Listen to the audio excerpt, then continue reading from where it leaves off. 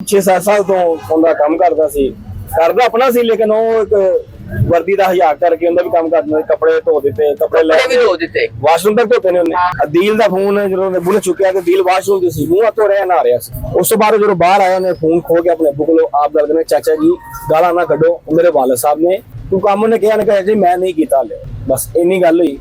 ਉਹ ਗਾਲਾਂ ਕੱਢਦਾ ਰਿਹਾ, ਉਹਨੇ ਫੋਨ ਬੰਦ ਕਰਤਾ ਰਾਤ ਨੂੰ। ਸੁਬਾਹ ਆਇਆ, ਸੁਬਾਹ ਜਿਹੜੇ ਉਹ ਸਾਹਿਬ ਇੰਸਪੈਕਟਰ ਸਾਹਿਬ ਸਾਨੂੰ ਨਾ ਉਹ ਨਾਲ ਖੋਖਾ ਵੀ ਸਰਫ ਲਈ ਹੈ, ਸ਼ਾਇਦ ਕੱਪੜੇ ਧੋਣੇ ਹੋਣਗੇ ਉੱਤੇ ਜਾਂ ਕੁਝ ਵਾਸ਼ਰੂਮ ਧੋਣਾ ਹੋਏਗਾ, ਜੋ ਕਰਨਾ ਹੋਏਗਾ। ਉਹ ਉੱਤੇ ਗਿਆ, ਪਿੱਛੇ दिल ਨੂੰ आवाज मारी, दिल पीछे चला गया, तो 2-3 मिनट बाद कहने में तो आवाज आ गई, पैर चल गई। बिस्मिल्लाहिर्रहमानिर्रहीम। पाकिस्तान और दुनिया भर में देखने वालों को अस्सलाम वालेकुम। मेरा नाम है मोहम्मद आसिफ। नाज़रीन, सैफुल्लाह नियाज़ी इंस्पेक्टर साहब को एक नौजवान ने मार दिया जिसकी उम्र है 22 साल के करीब। ये उसकी वर्कशॉप है जिसका नाम अदील है। क्यों मारा वो तो आपने पहले भी सुन लिया। मेरे साथ अदील के मामू मौजूद हैं। मामू और भांजे का बड़ा प्यार होता है, रिश्ता होता है, तल्लक होता है। इनसे जानेंगे कि ये क्या कहते हैं। अस्सलाम वालेकुम जी। वालेकुम सलाम। नाम कीजिए अपना। अब्बास। अब्बास साहब, अदील ਜਿਹੜਾ ਤੁਹਾਡਾ ਭਾਂਜਾ ਹਾਂਜੀ, ਕੀ ਲੱਗਦਾ ਕਿਉਂ ਅਦੀਲ ਨੇ ਮਾਰਿਆ?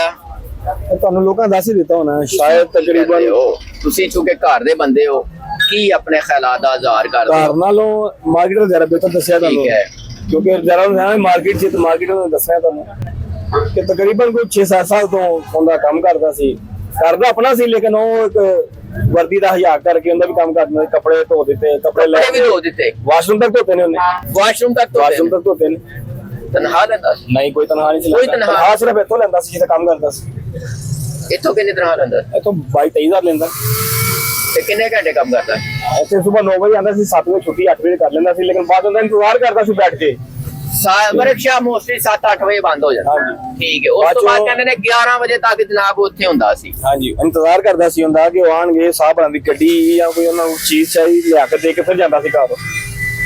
ਅੱਛਾ, ਇਹਦਾ ਮੁਆਵਜ਼ਾ ਕੋਈ ਨਹੀਂ? ਇਹਦਾ ਮੁਆਵਜ਼ਾ ਕੋਈ ਨਹੀਂ, ਕੋਈ ਤਨਖਾਹ ਨਹੀਂ, ਇਹਨੂੰ ਕੋਈ ਤਨਖਾਹ ਨਹੀਂ। ਤੇ ਗਾਲੀਆਂ? ਇਹਦਾ ਮੁਆਵਜ਼ਾ ਸੀ ਸਿਰਫ ਗਾਲਾਂ। ਸਿਰਫ ਗਾਲਾਂ?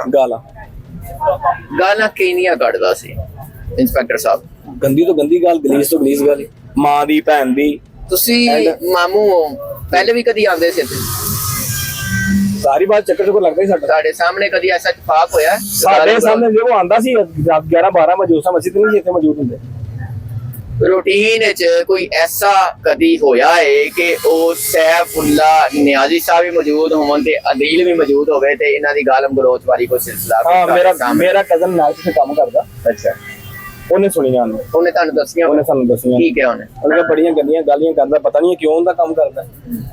ਹਰ ਮਾਰ ਕਿਵੇਂ ਬਰਦਾਸ਼ਤ ਕਰਦਾ? ਪਰਸੋਂ ਜਦੋਂ ਵਕੂਆ ਆਇਆ, ਕੱਲ ਵਕੂਆ ਆਇਆ, ਉਸ ਇੱਕ ਦਿਨ ਪਹਿਲੇ ਦੀ ਗੱਲ ਹੈ ਕਿ ਹੁਣ ਅਦੀਲ ਟਾਈਮ ਨਾਲ ਘਰ ਚਲਾ ਗਿਆ। ਘਰ ਜਾਣ ਤੋਂ ਬਾਅਦ ਕਿਤੇ ਉਹਨੇ ਚਾਚਾ ਜੀ ਕਹਿੰਦਾ ਸੀ, ਚਾਚੇ ਨੇ ਫੋਨ ਕੀਤਾ, ਚਾਚੇ ਨੇ ਗਾਲਾਂ ਸ਼ੁਰੂ ਕਰਤੀਆਂ। ਫੋਨ ਚੁੱਕਿਆ ਅਦੀਲ ਦੇ ਅੱਬੂ ਨੇ। ਅੱਛਾ, ਅਦੀਲ ਦੇ ਅੱਬੂ ਨੇ ਗਾਲਾਂ ਸੁਣੀਆਂ। ਅਦੀਲ ਦਾ ਫੋਨ ਅਦੀਲ ਦੇ ਅੱਬੂ ਨੇ ਚੁੱਕਿਆ। ਅਦੀਲ ਦਾ ਫੋਨ ਜਦੋਂ ਅੱਬੂ ਨੇ ਚੁੱਕਿਆ ਤੇ ਅਦੀਲ ਵਾਸ਼ਰੂਮ ਦੀ ਸੀ, ਮੂੰਹ ਹੱਥੋਂ ਰਿਹਾ ਨਾ ਰਿਹਾ ਸੀ। ਉਸ ਤੋਂ ਬਾਅਦ ਜਦੋਂ ਬਾਹਰ ਆਇਆ ਉਹਨੇ ਫੋਨ ਖੋ ਕੇ ਆਪਣੇ ਅੱਬੂ ਕੋਲੋਂ ਆਪ ਗੱਲ ਕਰਨੇ, ਚਾਚਾ ਜੀ ਗਾਲਾਂ ਨਾ ਕੱਢੋ, ਮੇਰੇ ਵਾਲਦ ਸਾਹਿਬ ਨੇ ਤੂੰ ਕੰਮ ਉਹਨੇ ਕਿਹਾ, ਨੇ ਕਿਹਾ ਜੀ ਮੈਂ ਨਹੀਂ ਕੀਤਾ ਹਲੇ, ਬਸ ਇੰਨੀ ਗੱਲ ਹੋਈ। ਉਹ ਗਾਲਾਂ ਕੱਢਦਾ ਰਿਹਾ, ਉਹਨੇ ਫੋਨ ਬੰਦ ਕਰਤਾ ਰਾਤ ਨੂੰ। ਔਰ ਰਾਤ ਘਰ ਕਹਿੰਦੇ ਪਰੇਸ਼ਾਨ ਰਿਹਾ ਰਾਤ। ਸੁਬਾਹ ਆਇਆ, ਸੁਬਾਹ ਜਿਹੜੇ ਉਹ ਸਾਹਿਬ ਇੰਸਪੈਕਟਰ ਸਾਹਿਬ ਸਾਨੂੰ ਨਾ ਉਹ ਨਾਲ ਖੋਖਾ ਵੀ ਸਰਫ ਲਈ ਹੈ, ਸ਼ਾਇਦ ਕੱਪੜੇ ਧੋਣੇ ਹੋਣਗੇ ਉੱਤੇ ਜਾਂ ਕੁਝ ਵਾਸ਼ਰੂਮ ਧੋਣਾ ਹੋਏਗਾ, ਜੋ ਕਰਨਾ ਹੋਏਗਾ। ਉਹ ਉੱਤੇ ਗਿਆ, ਪਿੱਛੇ ਦਿਲ ਨੂੰ ਆਵਾਜ਼ ਮਾਰੀ, ਦਿਲ ਪਿੱਛੇ ਚਲਾ ਗਿਆ, ਤੇ 2-3 ਮਿੰਟ ਬਾਅਦ ਕਹਿੰਦੇ ਨੇ ਤਾਂ ਆਵਾਜ਼ ਆ ਗਈ, ਪੈਰ ਚੱਲ ਗਈ, ਅਦੀਲ ਨੇ ਪੈਰ ਮਾਰ ਦਿੱਤਾ। ਅੱਛਾ, ਅਦੀਲ ਦੀ ਵਾਲਦਾ ਸਾਹਿਬਾ ਦੀ ਕੀ ਕੰਡੀਸ਼ਨ ਹੈ, ਕੀ ਕਹਿੰਦੇ ਨੇ? ਬੁਰੇ ਹਾਲਾਤ ਨੇ। ਬੁਰੇ ਹਾਲਾਤ? ਉਹਦੀ ਇੱਕ 14 ਮੰਥ ਦੀ ਬੱਚੀ ਜਿਹੜੀ ਕੱਲ ਦੀ ਸੋਚ ਨਹੀਂ ਗਈ। 14 ਮਾਹ ਦੀ? 14 ਮਾਹ ਦੀ। ਸ਼ਾਦੀ ਕਦੋਂ ਹੋਈ ਹੈ? ਤਕਰੀਬਨ 2 ਸਾਲ ਹੋ ਗਏ। ਤੁਸੀਂ ਮਾਮੂ ਹੋ, ਘਰ ਦੇ ਫਰਦ ਹੋ, ਤੇ ਕੀ ਜ਼ੇਨ ਚਾਹੁੰਦਾ ਹੈ, ਕੀ ਹੋਣਾ ਚਾਹੀਦਾ? ਓਹੋ, ਜ਼ੇਨ ਚ ਤਾਂ ਬੜਾ ਕੁਛ ਆਂਦਾ ਹੁਣ, ਅੱਲਾਹ ਨੇ ਸੁੱਟੀ ਹੈ, ਜੋ ਅੱਲਾਹ ਬਿਹਤਰ ਕਰੇਗਾ इंशाल्लाह वही होएगा।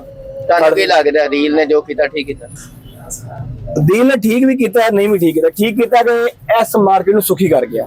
ਸੁਖੀ ਕਰ ਗਿਆ ਮਾਰਕੀਟ ਨੂੰ। ਅੱਛਾ, ਹਰ ਬੰਦਾ ਤੰਗ ਸੀ। ਤੁਸੀਂ ਇੰਟਰਵਿਊ ਕੀਤੇ ਹੋਣੇ, ਤੁਹਾਨੂੰ ਪਤਾ ਹੈ ਹਰ ਬੰਦੇ ਨੂੰ ਗੱਲ ਨਹੀਂ, ਉਹਨੇ ਵੱਡਾ ਵੇਖਣਾ, ਛੋਟਾ ਵੇਖਣਾ, ਮਤ ਤੇਰੀ ਮਾਂ ਨੂੰ, ਮਤ ਤੇਰੀ ਬਹਿਨ ਨੂੰ, ਕਿੰਨੀ ਦੇਰ ਕੋਈ ਬਰਦਾਸ਼ਤ ਕਰੇਗਾ। ਆਪਣੇ ਆਪ ਨੂੰ ਨਿਜ਼ਾਮ ਚ ਪਾ ਲਿਆ, ਮਾਰਕੀਟ ਸੁਖੀ ਕਰ ਗਿਆ। ਅੱਛਾ, ਉਹਦੀ ਫੈਮਿਲੀ ਦਾ ਕੀ ਬਣੇਗਾ? ਉਹਦੀ ਫੈਮਿਲੀ ਦਾ ਜੋ ਉਹਨਾਂ ਰੱਖ ਚ ਬਿਹਤਰ ਹੋਏਗਾ। ਸਾਡੇ ਤੇ ਦੁਆ ਹੀ ਹੈ ਜਾਂ ਅਪੀਲ ਹੈ ਹੁਣ बीबी दी की कंडीशन है, बीबी की बीवी ਦੀ ਕੰਡੀਸ਼ਨ ਖਰਾਬ ਹੈ ਹਾਲਤ परेशान है, ਹਾਂਜੀ दुखी है। ਪਰੇਸ਼ਾਨ ਦੁਖੀ ਹੈ पहले बीवी ਨੂੰ नहीं पता ਸੀ कि मेरे शोहर ਨੂੰ ਇਸ ਤਰ੍ਹਾਂ ਕੋਈ ਇੰਸਪੈਕਟਰ ਹੈ ਗਾਲੀਆਂ ਪਤਾ ਕੱਢਦਾ ਸੀ ਹੈ। ਉਹਨਾਂ ਨੂੰ, ਵਾਲਿਦ ਲੇਕਿਨ ਨੂੰ ਵੀ ਪਤਾ ਸੀ, ਵਾਲਦਾ ਨੂੰ ਵੀ ਪਤਾ ਲੱਗ ਗਿਆ।